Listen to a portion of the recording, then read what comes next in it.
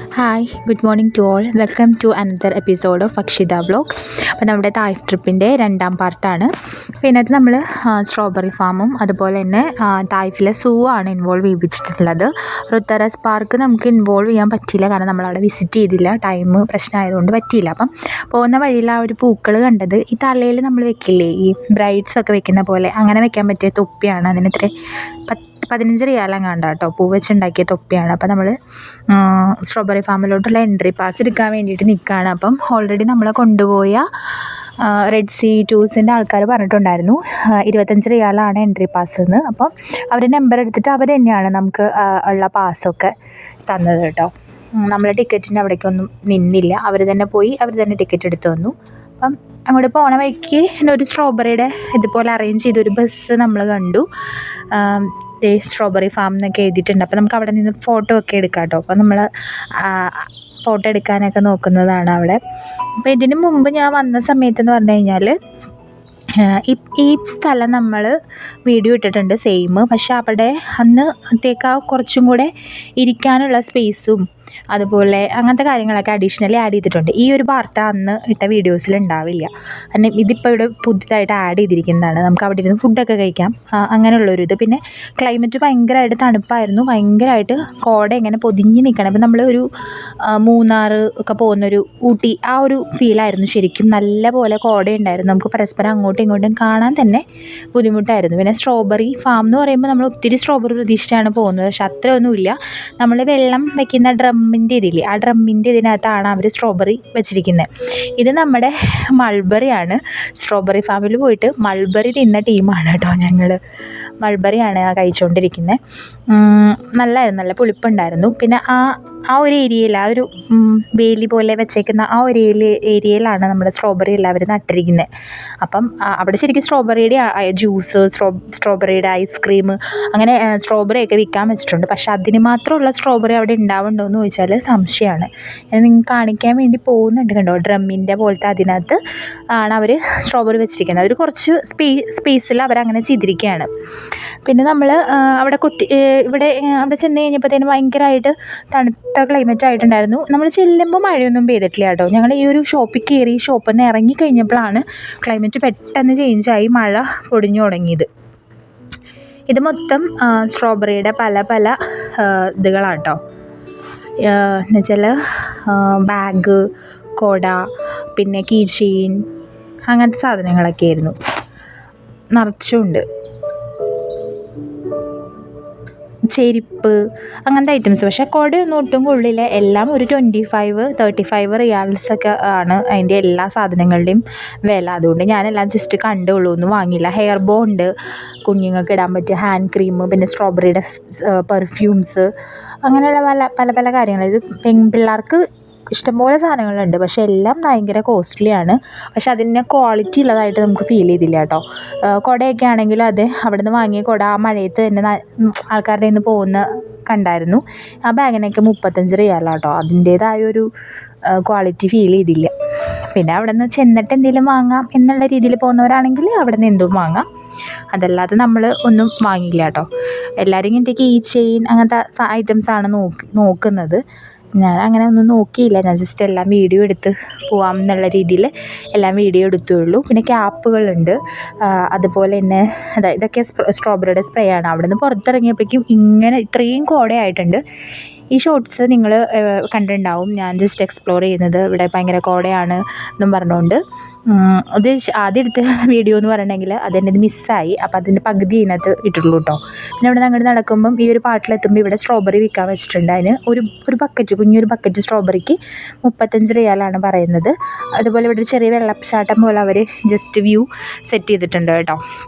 ഇനി ഇവിടെ നിന്ന് നേരെ നമ്മൾ പോകുന്നത് ബേർഡ് സൂലോട്ടാണ്. അതായത് അവിടെ നിറച്ച് ബേർഡ്സ് ഉണ്ട്.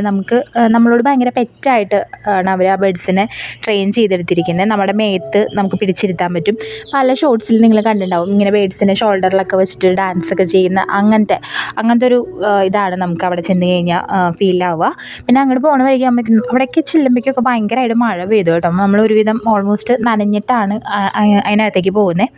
അവിടെ നിന്ന് പോകുന്നേക്കാൾ മുമ്പ് ഇങ്ങനെ കുറേ കഫറ്റീരിയ, അതുപോലെ ഫ്രൂട്ട്സ്, ജ്യൂസ് ഷോപ്പ്, അങ്ങനത്തെ സ്ഥലങ്ങളൊക്കെ ഉണ്ട്. പിന്നെ ഈ പഴയ സാധനങ്ങളെല്ലാം ഇങ്ങനെ അറേഞ്ച് ചെയ്ത് വെച്ചിട്ടുണ്ട് അവിടെ. ഇത് ഓരോ ഇപ്പോൾ ടി വി തന്നെയാണെങ്കിൽ പലതരത്തിലുള്ള ടി വി, സൈക്കിളുകൾ, അങ്ങനത്തെ കാര്യങ്ങളൊക്കെ ഉണ്ട് കേട്ടോ. ഒത്തിരി കഴിക്കാനുള്ള സാധനങ്ങളുണ്ട്. പക്ഷേ ഈ തണുപ്പായതുകൊണ്ട് നമുക്ക് അവിടുത്തെ ഒരു സാധനവും കഴിക്കാൻ പറ്റില്ല. പിന്നെ നമുക്ക് കോഫിയാണ് ആകെയുള്ള ഓപ്ഷൻ. അതേ കോഫി ഞാൻ കുടിക്കാറില്ലാത്തതുകൊണ്ട് ഞാനത് ട്രൈ ചെയ്തില്ല. അതിവിടെ സ്ട്രോബെറി ഫാം കഫേ എന്ന് പറഞ്ഞുകൊണ്ട് ഒരു കഫേ ഉണ്ട്. ഇവിടെ മഴയായ കാരണം കുറേ ആൾക്കാർ കയറി നിൽക്കുന്നുണ്ട്. നമുക്ക് അങ്ങോട്ടല്ല പോകേണ്ടത്, നമുക്ക് അതിൻ്റെ നേരെ ഓപ്പോസിറ്റ് ഡയറക്ഷനിലോട്ടാണ് പോകുന്നത്.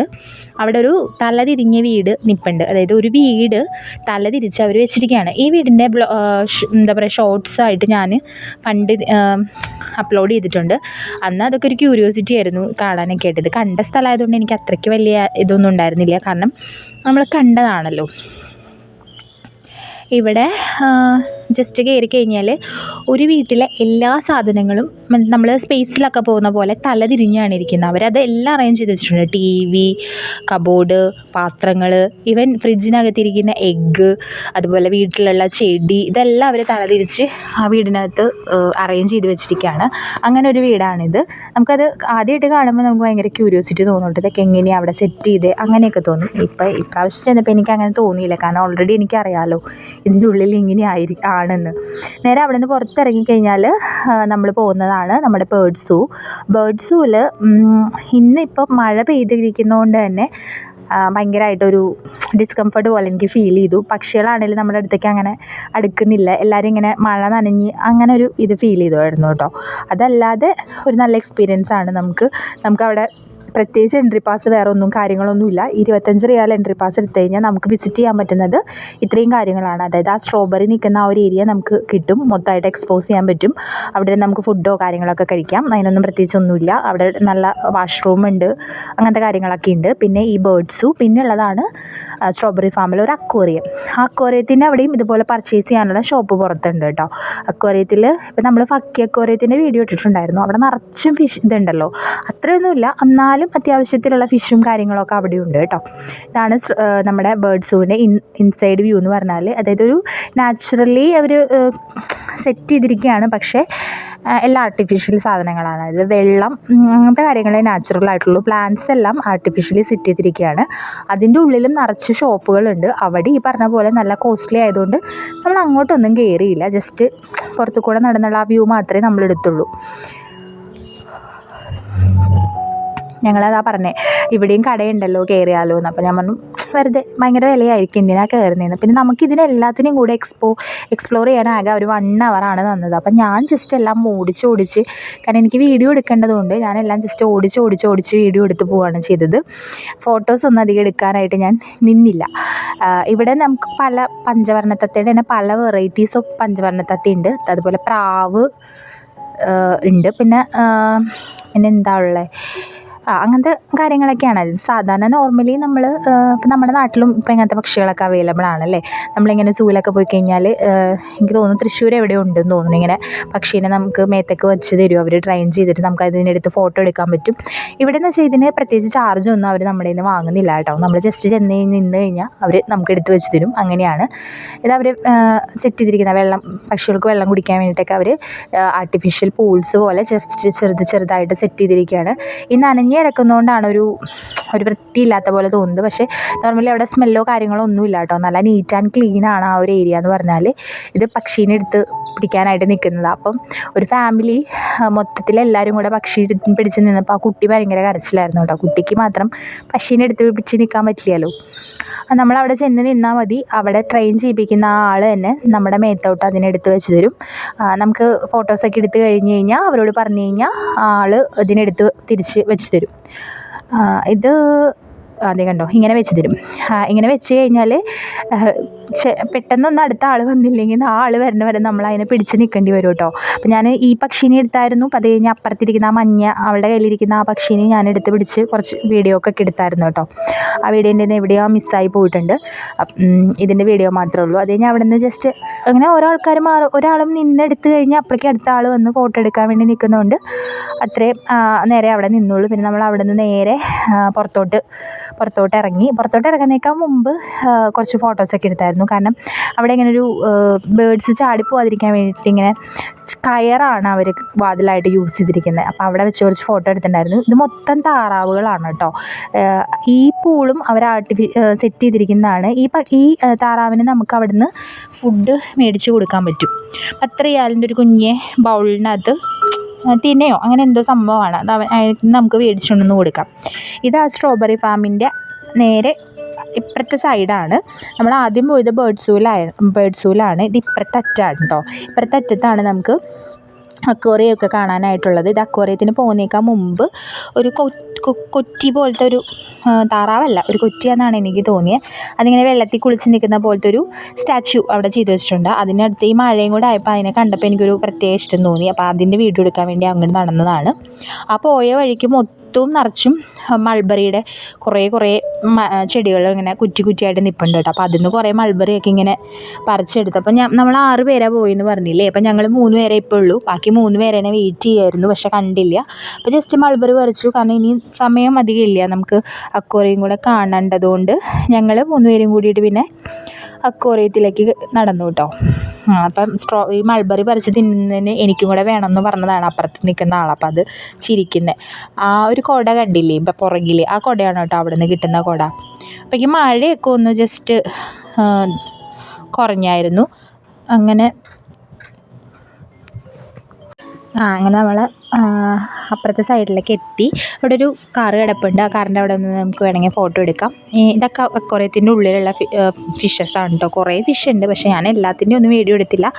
എല്ലാ മീനിൻ്റെയും കുറച്ച് ഭാഗമാണ് എടുത്തത്. ഇതിനെ കണ്ടപ്പോൾ എന്തോ ഒരു പ്രത്യേകത തോന്നി, അതുകൊണ്ടാണ് കേട്ടോ ഈ ഫിഷിനെ ആദ്യം കാണിച്ചത്.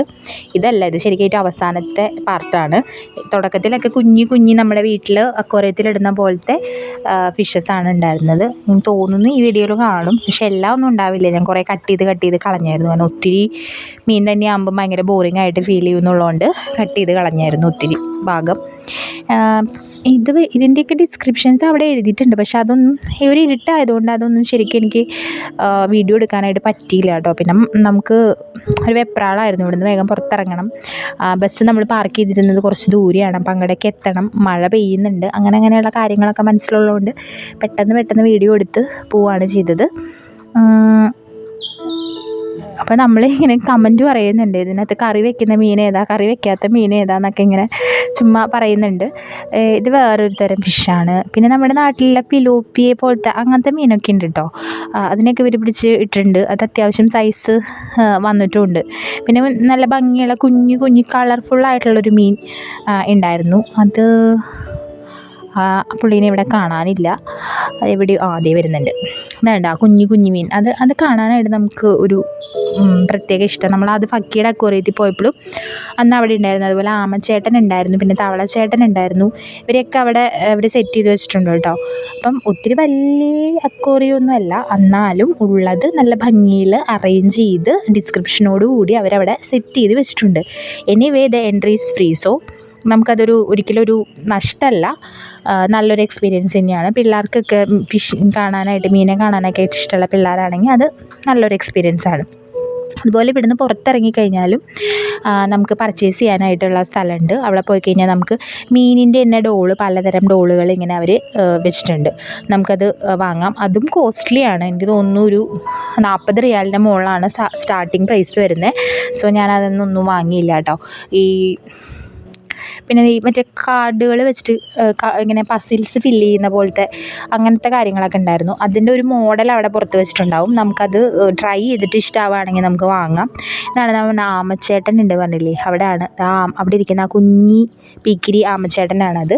ആമച്ചേട്ടൻ പ്രത്യേക ലൈറ്റൊക്കെ അവർ സെറ്റ് ചെയ്ത് കൊടുത്തിട്ടുണ്ടായിരുന്നു. പിന്നെ കുറേ കൂടി എന്തൊക്കെയോ ഉണ്ട്, പക്ഷെ അതൊക്കെ എന്താണെന്നിങ്ങനെ സൂം ചെയ്ത് കണ്ടുപിടിക്കാനുള്ളൊരു ടൈമിങ് എനിക്ക് കിട്ടിയില്ല. ഞാനപ്പോൾ അത് ജസ്റ്റ് എല്ലാം കൂടെ ഒന്ന് കവർ ചെയ്തേ ഉള്ളൂ. ശരിക്കും നിങ്ങളിപ്പോൾ ഈ കാണുന്ന വീഡിയോ എന്ന് പറയുന്നത് നമ്മുടെ 1 ഡേ ആണ്. അതായത് എനിക്ക് തോന്നുന്നു ഒരു 12 hours മുകളിൽ ഒരു ട്രിപ്പാണ്. അത് ഞാൻ ഈ 2 വീഡിയോ ആയിട്ട് എഡിറ്റ് ചെയ്തതാണ്. അതൊരു മാക്സിമം 1 മണിക്കൂർ കണ്ടിന്യൂസ് എൻ്റെ സംസാരം വന്നാലും ബോറിംഗ് ആയിരിക്കും.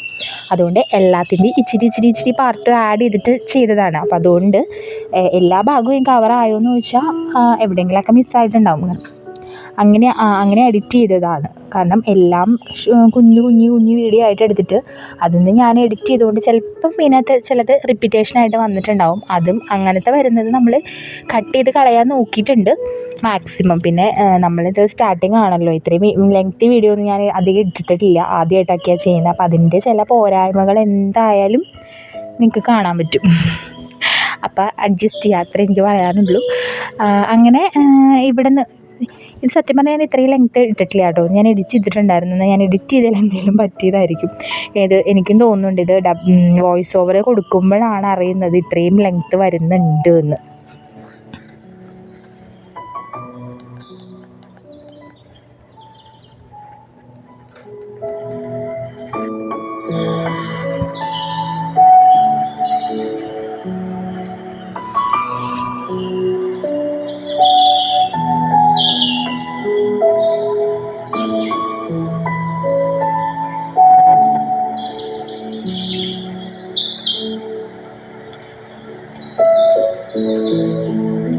ഇതാ ലാസ്റ്റിൽ നമ്മൾ ഫസ്റ്റിൽ കണ്ട വീഡിയോ ആണ്. അതിൽ ഇവിടെ ആയിരുന്നു സത്യത്തിൽ ലാസ്റ്റ്. അങ്ങനെ ഇവിടെ എത്തിക്കഴിയുമ്പോഴത്തേനും ഏകദേശം നമ്മൾ തീർന്നു. അങ്ങനെ നമ്മൾ പുറത്തേക്ക് ഇറങ്ങിയപ്പോഴത്തേനും ക്ലൈമറ്റ് ഭയങ്കരമായിട്ട് ചേഞ്ച് ആയിട്ടുണ്ടായിരുന്നു. ഇപ്പം മഴ പെയ്യും എന്നുള്ളൊരവസ്ഥയായി ആയിട്ടുണ്ട് കേട്ടോ. അപ്പം എൻ്റെ സാധാ ജാക്കറ്റ് ആയതുകൊണ്ട്, ജീൻസിൻ്റെ ജാക്കറ്റ് ആയതുകൊണ്ട് തന്നെ ഞാൻ ഭയങ്കരമായിട്ട് നനയുമെന്ന് എനിക്ക് ഉറപ്പായിരുന്നു. ഓൾറെഡി ഞാൻ നനഞ്ഞിട്ടാണ് നിൽക്കുന്നത്. അപ്പോൾ ഈ കോടയുടെ വീഡിയോ ചെയ്യാൻ വേണ്ടിയിട്ടുള്ള ശ്രമമാണ് അവർ, അതിൻ്റെ വീഡിയോ ആണ് കേട്ടോ അവർ ചെയ്തുകൊണ്ടിരിക്കുന്നത്. അപ്പം അങ്ങനെ വീഡിയോയിൽ കിട്ടാൻ മാത്രം കോട വരുന്നില്ല. അപ്പം നമ്മൾ തിരിച്ചു പോകുന്ന വഴിയിൽ ഒന്നും കൂടി ഇവരേനൊക്കെ എടുത്തു. അങ്ങനെ അപ്പോഴേക്കും നല്ല മഴയായി. ഞാൻ എൻ്റെ ശങ്കൂരി തലയിലിട്ടിട്ടാണ് പിന്നെ പോകുന്നത്. അപ്പോൾ അത് ഞാൻ ലൈവായിട്ട് ഡബ് ചെയ്തായിരുന്നു. പക്ഷേ ഇതെന്താ പ്രശ്നം വെച്ചാൽ നമ്മളിങ്ങനെ ഒരു ഗ്യാങ്ങിൻ്റെ കൂടെ പോകുമ്പോൾ നമ്മൾ വ്ളോഗ് എടുക്കാൻ വേണ്ടിയിട്ട് സംസാരിക്കുകയാണെങ്കിലും ആരെങ്കിലുമൊക്കെ സംസാരിക്കുമ്പം അതൊരു ഡിസ്ക്രിപ്റ്റൻസി ഉണ്ടാവും. അതുകൊണ്ട് തന്നെ നമുക്കത് ക്ലിയർലി കിട്ടില്ല. സോ ഞാനത് വോയിസ് ഓവർ ചെയ്യാമെന്ന് വിചാരിച്ചു. തുണി ഒരു തലയിലിട്ടാണ് ഗൈസ് നടക്കുന്നതെന്നൊക്കെയാണ് ഈ പറയണേ. ഒരു ടൂർ വന്നതിൻ്റെ അവസ്ഥ. തലേയിൽ നിന്ന് മാറ്റി നോക്കി, പക്ഷേ വീണ്ടും ഭയങ്കര മഴയായിരുന്നു. സോ വീണ്ടും തലയിലിട്ടിട്ടാണ് ബസ് കയറാൻ പോകുന്നത്. നെക്സ്റ്റ് നമ്മൾ നിങ്ങളെ കാണിക്കാൻ പോകുന്നത് വെൽക്കം ടു തായിഫ് സൂ ആണ്. തായിഫ് സൂവിലോട്ടുള്ള എൻട്രി പാസ് എന്ന് പറയുന്നത് 15 റിയാലാണ്. തായിഫ് സൂവിൽ നമുക്ക് പലതരത്തിലുള്ള എൻ്റർടൈൻമെൻറ്റ് ഉണ്ട്. നമുക്ക് പാമ്പിൻ്റെ കൂടെ നിന്ന് ഫോട്ടോ എടുക്കാൻ വേണമെങ്കിൽ, അല്ലെങ്കിൽ പർച്ചേസ് ചെയ്യാനുള്ള ഫെസിലിറ്റി ഉണ്ട്. പക്ഷേ ഇത്തിരി കോസ്റ്റ്ലി ആണ്, എന്നാലും കുഴപ്പമില്ല. എന്തെങ്കിലുമൊക്കെ വാങ്ങാൻ പറ്റുന്ന ഒരു ഏരിയ അവിടെയാണ് കേട്ടോ. അത് പിന്നെ നമുക്കുള്ളത് പെൻഗിനല്ല, dolphin show and sea lion show ആണുള്ളത്. പിന്നെ അതുപോലെ നമുക്ക് 3D എക്സ്പ്ലോർ ചെയ്യാനുള്ള ഒരു ഫെസിലിറ്റി ഉണ്ട്. അതുപോലെ മസാജ് ചെയ്യാനുള്ള അങ്ങനത്തെ കാര്യങ്ങളൊക്കെ ഉണ്ട്. പിന്നെ കുട്ടികൾക്കുള്ള അമ്യൂസ്മെൻറ്റ് പാർക്ക് ഉണ്ട്. അപ്പോൾ ഈ അമ്യൂസ്മെൻറ്റ് പാർക്കും ഇങ്ങനെ ഇവിടുത്തെ ഓരോ കാര്യങ്ങൾക്കും സെപ്പറേറ്റ് ആണ് ടിക്കറ്റ്. ജസ്റ്റ് അതിൻ്റെ ഉള്ളിലോട്ട് എൻട്രി ചെയ്യാൻ മാത്രമാണ് 15 റിയാൽ. ഇതിൻ്റെ നേരെ ഓപ്പോസിറ്റ് കാണുന്ന സംഭവമാണ് നമ്മുടെ റൊത്താറാസ് പാർക്ക്. അവിടെ നമുക്ക് കാണാൻ പറ്റുന്ന സംഭവമാണ് വാട്ടർ ഡാൻസ്. ഞങ്ങൾക്കത് മിസ്സായി. എന്തായാലും വാട്ടർ ഡാൻസ് ഒന്നും കാണാൻ പറ്റിയില്ല. സോ ആ വായ തുറന്നിരിക്കുന്ന മനുഷ്യൻ്റെ ഉള്ളിൽ പോയി കഴിഞ്ഞാൽ നമുക്ക് 3D എക്സ്പീരിയൻസ് ചെയ്യാൻ പറ്റും.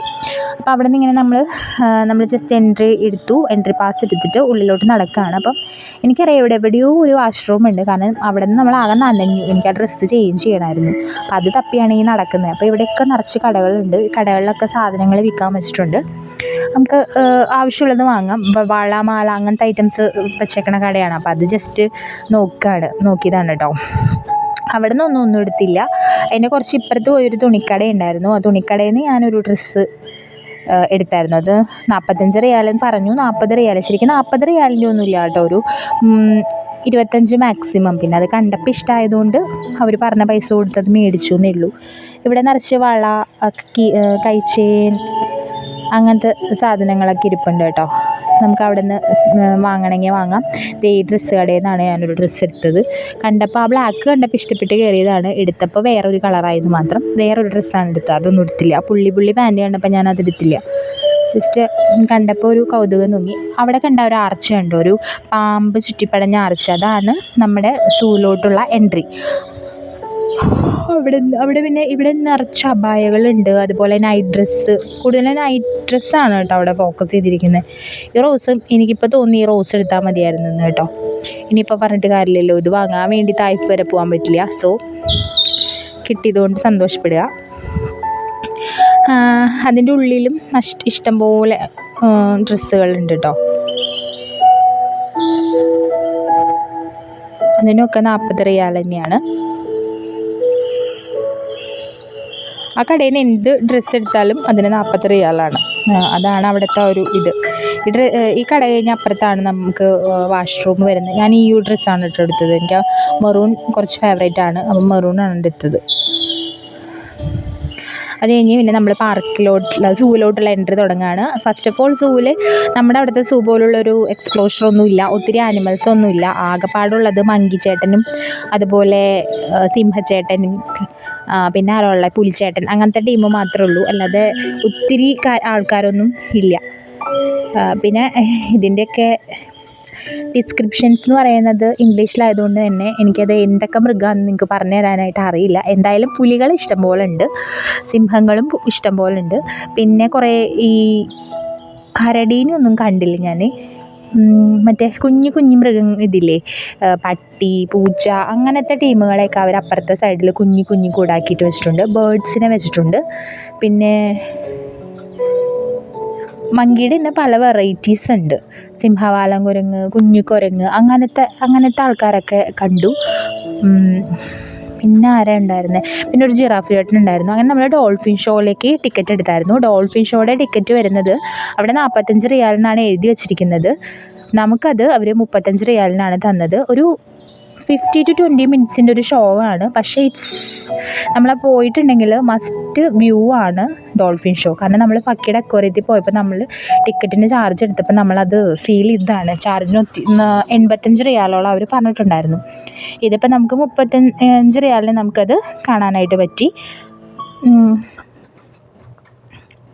ഡോൾഫിൻ ഷോയ്ക്ക് എനിക്ക് ശരിക്കും വോയിസ് ഓവർ കൊടുക്കുന്നതിനേക്കാളും ആ മ്യൂസിക് നിങ്ങളെ കേൾപ്പിക്കാനാണ് കുറച്ചും കൂടി ഇൻട്രസ്റ്റ്. പക്ഷെ ഞാനത് ട്രൈ ചെയ്യാമെന്നേ പറയാൻ പറ്റുള്ളൂ. എത്രമാത്രം അത് കേൾപ്പിക്കാൻ പറ്റുമെന്ന് എനിക്ക് അറിയില്ല. Let me try.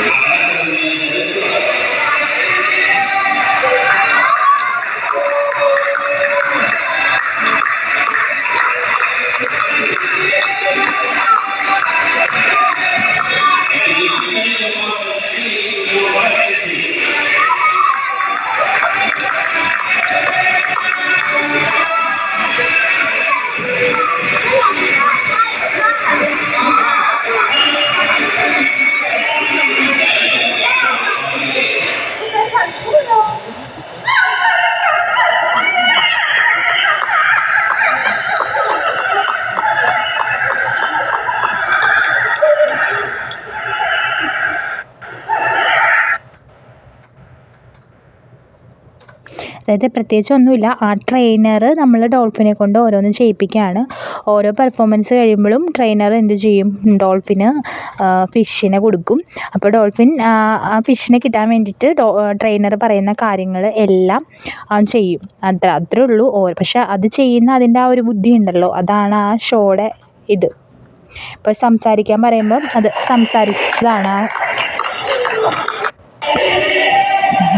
സംസാരിക്കുന്നതാണത്. അങ്ങനെ ഓരോ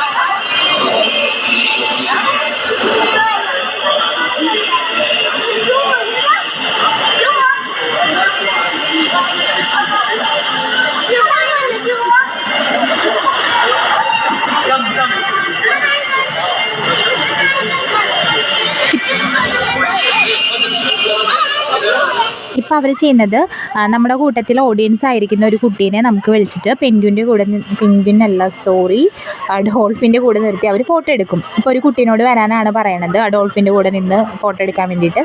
അപ്പോൾ ഓഡിയൻസ് ആയിരുന്നൊരു കുട്ടി ഇപ്പോൾ എഴുന്നേറ്റ് പോകും കേട്ടോ. അതുപോലെ ആ കുട്ടീനെ അവർ ലൈക്ക് ചെറിയ ബോട്ട് പോലത്തെ സംഭവമുണ്ട്, അതിനകത്ത് ഇരുത്തിയിട്ട് പെൻഗ്വിൻ അതിനെ ഡോൾഫിൻ അതിനെ റൈഡ് ചെയ്യും. എനിക്ക് എന്താണെന്നറിയില്ല, ഈ പെൻഗ്വിനും ഡോൾഫിനും അങ്ങോട്ടും ഇങ്ങോട്ടും മാറുന്നു. കാര്യം വലിയ സിമിലാരിറ്റീസ് ഒന്നുമില്ല, പക്ഷേ പറയുമ്പോൾ അത് അങ്ങോട്ടും ഇങ്ങോട്ടും മാറുന്നുണ്ട് കേട്ടോ, സോറി. സോ ആ കുട്ടീനെ അവൻ്റെ കൂടെ നിർത്തി ഫോട്ടോ എടുത്തു. ഇനിയുള്ളത് ഇവരൊരു ജസ്റ്റ് ഒരു ബോട്ട് പോലത്തെ ഒരു സംഭവത്തിലേക്ക് ആക്കിയിട്ട് ഡോൾഫിൻ ആ കുട്ടീനെ ഒരു റൗണ്ട് ജസ്റ്റ് റൈഡ് ചെയ്യൂ കേട്ടോ. അതാണ് നെക്സ്റ്റ്. അതോടെ കൂടെ ഡോൾഫിൻ ഷോ കഴിഞ്ഞു. പിന്നെ നമുക്കുള്ളത് സീ ലയൺ ഷോ ആണ്. എനിക്ക് തോന്നുന്നു ഞാൻ എഡിറ്റ് ചെയ്തപ്പോൾ സീ ലയൺ ഷോൻ്റെ ഒറ്റ വീഡിയോ ആഡ് ചെയ്തില്ലെന്ന്. നോക്കട്ടെ കേട്ടോ, അല്ലെങ്കിൽ ഞാനത് ആഡ് ചെയ്തിട്ട് വീഡിയോ അപ്ലോഡ് ചെയ്യുള്ളൂ. അത്രയാണ് തായ്ഫിലെ ട്രിപ്പിൻ്റെ എക്സ്പീരിയൻസ് എന്ന് പറഞ്ഞിട്ടുണ്ടെങ്കിൽ. പിന്നെ നമ്മൾ രാത്രി ഫുഡ് കഴിച്ചു. അങ്ങനെ ഒരു നമ്മൾ രാവിലെ ഒരു 5:30 സ്റ്റാർട്ട് ചെയ്ത ട്രിപ്പ് ഓൾമോസ്റ്റ് 12:00 അവസാനിച്ച് റൂമിലേക്ക് തിരിച്ചെത്താണ് ചെയ്ത്. കണ്ടോ, ഞാൻ പറഞ്ഞില്ലേ റൈഡ് ചെയ്യിക്കുന്നു. അപ്പം ആ ഡോൾഫിനാണ് ആ കുഞ്ഞിനെ റൈഡ് ചെയ്യിക്കുന്നത് കേട്ടോ. എന്തായാലും അവൻ നല്ല മിടുക്കനാണ്, അവന് അതിനുള്ള ധൈര്യവും ഉണ്ടായിരുന്നു.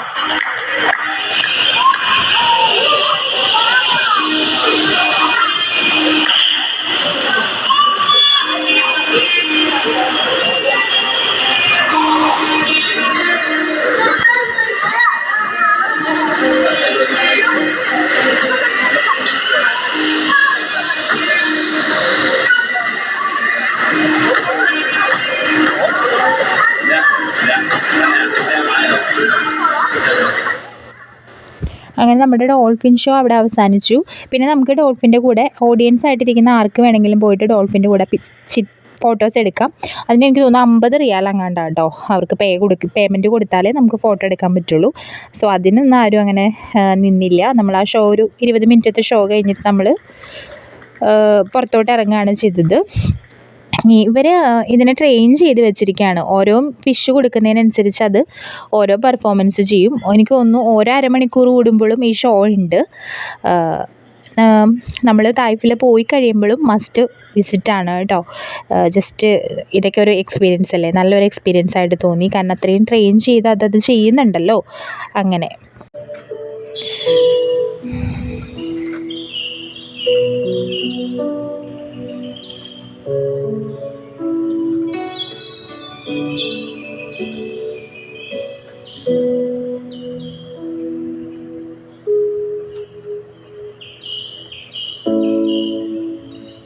പിന്നെ നമ്മൾ പെൻഗ്വിൻ ഷോ, ഡോൾഫിൻ ഷോ കഴിഞ്ഞു. നമ്മൾ സീ ലയൺ ഷോ സ്റ്റാർട്ട് ചെയ്തു.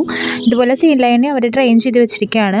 ഈ ട്രെയിനർ പറയുന്നതിനനുസരിച്ച് അതും ഓരോന്നൊക്കെ ചെയ്യും. അപ്പോൾ അതിന് അത് ചെയ്തതിൻ്റെ അതിന് ഫിഷിന് കൊടുക്കും. അപ്പോൾ അത് ഭയങ്കരമായിട്ട്, പക്ഷേ ഒന്നും കൂടി എനിക്കിതാണ് കേട്ടോ ഒന്നും കൂടി ഇഷ്ടമായത്. കാരണം ഇതൊന്നും കൂടി വെൽ ട്രെയിൻഡ് ആയിട്ട് എനിക്ക് തോന്നി. ഞാനൊരു റീൽസ് ഇട്ടിട്ടുണ്ടായിരുന്നു. എനിക്ക് തോന്നി ഇതാണ് ഞാൻ റീൽസ് ഇട്ടതെന്ന് തോന്നുന്നു. നമ്മുടെ പുഷ്പ 2 സോങ് വെച്ചിട്ട് അത് അതിൻ്റെ വിങ്സ് വെച്ചിട്ട് ക്ലാപ്പ് ചെയ്യുന്നുണ്ട്. അതുപോലെ നമുക്ക് ഈ റിങ്സ് തരും, നമുക്കതിനെ എറിഞ്ഞ് കഴിഞ്ഞാൽ അത് നമ്മൾ എറിയുന്ന ആ ഡയറക്ഷനിലേക്ക് അതിൻ്റെ കഴുത്ത് അഡ്ജസ്റ്റ് ചെയ്തിട്ട് അത് മാക്സിമം ആ സർക്കിൾ അതിൻ്റെ കഴുത്തിലേക്ക് ആക്കാനായിട്ട് ശ്രമിക്കുന്നുണ്ട്. അതൊക്കെ വെൽ ട്രെയിൻഡ് അല്ലേ. കാരണം നമ്മൾ പറയുന്നില്ലേ, സ്ഥിരമായിട്ട് ചെയ്യുന്നൊരു കാര്യത്തിൽ നമ്മൾ പെർഫെക്റ്റ് ആയിരിക്കും എന്ന് പറഞ്ഞ പോലെ അതിന് സ്ഥിരമായിട്ട് ട്രെയിനിങ് ചെയ്തുകൊണ്ടിരിക്കുന്ന കാര്യമായതുകൊണ്ട് അവർക്ക് പോലും അത് കൃത്യമായിട്ട് ചെയ്യാൻ പറ്റുന്നുണ്ടല്ലേ. അപ്പം മനുഷ്യന്മാർക്കാണ് ബുദ്ധിയുള്ളതെന്ന് പറയും, പക്ഷേ എനിക്ക് തോന്നുന്നു they are well trained than us. അങ്ങനെ നല്ല രീതിയിൽ അത് കഴുത്ത് കാണിച്ചു തരുന്നുണ്ട്. പിന്നെ വീണ്ടും അങ്ങനെ 2 പ്രാവശ്യമാണ്. നമ്മൾ ഓഡിയൻസാണ് അത് എറിയുന്നത്. എനിക്കും കിട്ടിയായിരുന്നു ഒരു അവസരം. പക്ഷേ ഞാൻ എറിഞ്ഞത് എത്തിയത് മറ്റേ ട്രെയിനറുടെ കയ്യിലോട്ടാണ് കേട്ടോ. അല്ലാതെ അതിൻ്റെ കഴുത്തിലേക്ക് ഇടാനായിട്ട് എനിക്ക് പറ്റിയില്ല. അത്രയ്ക്കുള്ള കഴിവ് എനിക്കുണ്ടായിരുന്നില്ല.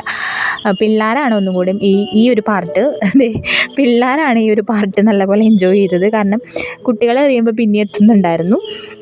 അങ്ങനെ ഈ സീ ലയനെ കൊണ്ട് എനിക്ക് തോന്നുന്നു ഈ ഒരു പാർട്ടും പിന്നെ ഇത് മറ്റേ ബോള് തട്ടൽ, പിന്നെന്താ ശബ്ദം ഉണ്ടാക്കിക്കുക, അത്ര കാര്യങ്ങളാണ് സീ ലയനെ കൊണ്ട് ചെയ്യിപ്പിച്ചിട്ടുണ്ടായിരുന്നത്. ഫസ്റ്റ് നമുക്ക് സീ ലയൺ ഷോ ആണ് കേട്ടോ. ഞാൻ എഡിറ്റ് ചെയ്ത് കഴിഞ്ഞപ്പോഴത്തേനും അങ്ങോട്ടും ഇങ്ങോട്ടും മാറിപ്പോയതാണ്. അങ്ങനെയാണ് ഡോൾഫിൻ ആദ്യം കയറി വന്നത് കേട്ടോ. എന്തായാലും എൻ്റെ ഡോൾഫിൻ ഷോ വെച്ചിട്ടാണ് first part sea lion show ആയിരുന്നു. പിന്നെ ഇത് ഒരു മൊത്തത്തിലൊരു 20 മിനിറ്റിൻ്റെ പരിപാടിയാണ്. എനിക്ക് തോന്നുന്നു ഞാൻ ഇതും ഒത്തിരി കട്ട് ചെയ്ത് കളഞ്ഞാലുണ്ടായിരുന്നു. ഇതിൻ്റെ തുടക്കം ഇങ്ങനെയല്ല, ഇത് ഇടയ്ക്കുന്ന് വന്നൊരു വീഡിയോ ആണ്.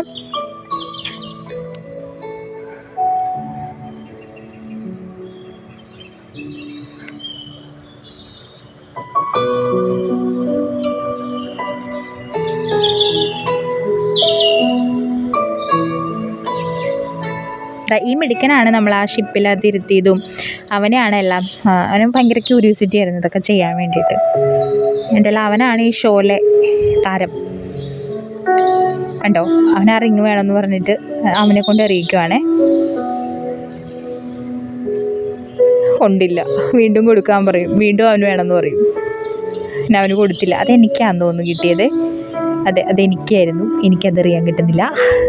ഞാനത് എറിഞ്ഞ് കൊളാക്കി. അല്ല, അതെനിക്കല്ല, സോറി, അത് വേറെ ആർക്കോ. ഇതേ മീൻ കൊടുക്കുകയാണേ. ആ മീൻ അത് തിന്നണോ വേണ്ടയോ എന്ന് നമ്മളോട് ചോദിക്കും.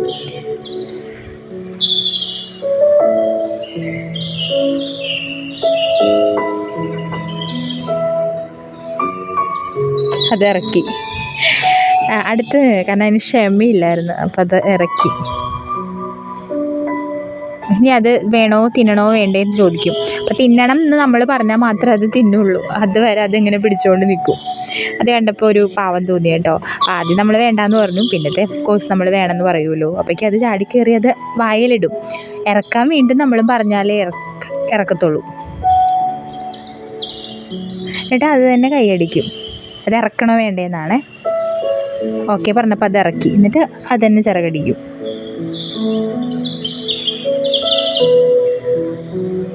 ആ ട്രെയിനർ എങ്ങോട്ടാണോ പോകുന്നത് അതിനനുസരിച്ചിട്ട് അവർ സ്പീഡിൽ പോകും കേട്ടോ.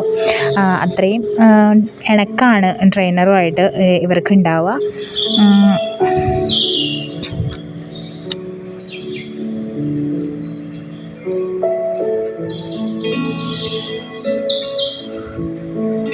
അത് കഴിഞ്ഞ് ആൾ ആ ഒരു സ്ഥലത്താണോ കേട്ടോ വന്ന് കിടക്കുന്നത്.